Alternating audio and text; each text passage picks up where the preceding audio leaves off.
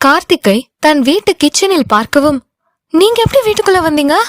Please இங்கிருந்து போயிருங்க கார்த்திக் என்றாள் காவ்யா. என்னோட கேள்விக்கு எனக்கு பதில் கிடைக்கவும் நான் எப்படி வந்தேனோ அப்படியே போயிருவேன் என்றான் கார்த்திக் அழுத்தமாக.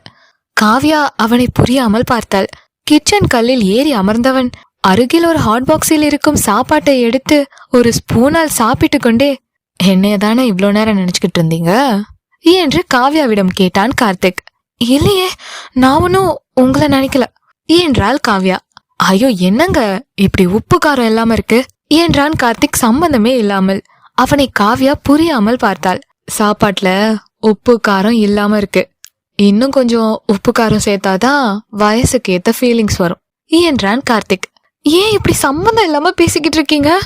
பிளீஸ் இங்கிருந்து போயிருங்க என்று கெஞ்சினாள் காவ்யா. அப்போ ஒத்துக்கோங்க, என்னையதான் காலையில இருந்து நினைச்சுக்கிட்டு இருந்தீங்கன்னு என்றான் கார்த்திக்.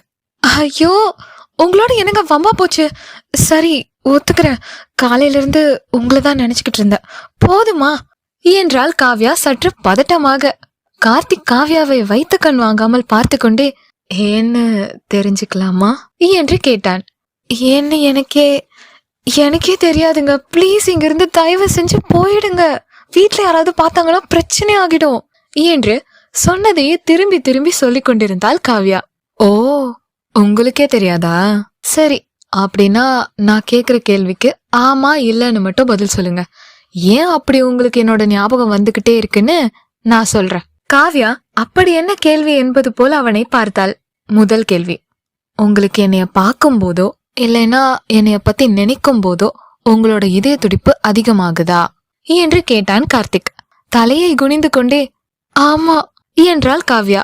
என்னோட பேசணும்னு தனிமையில தோணும், ஆனா என்னைய நேர்ல பார்த்தா பேச நினைச்ச வார்த்தையெல்லாம் தொண்டக்குழியில சிக்கிருதா என்று காவ்யாவிடம் கேட்டான் கார்த்திக். ஆமா என்றாள் காவ்யா. என்னைய பார்க்காத போது என்னைய எப்படா பாப்போன்னு மனசு ஏங்குதா என்றான் கார்த்திக். ஆமா என்றாள் காவ்யா.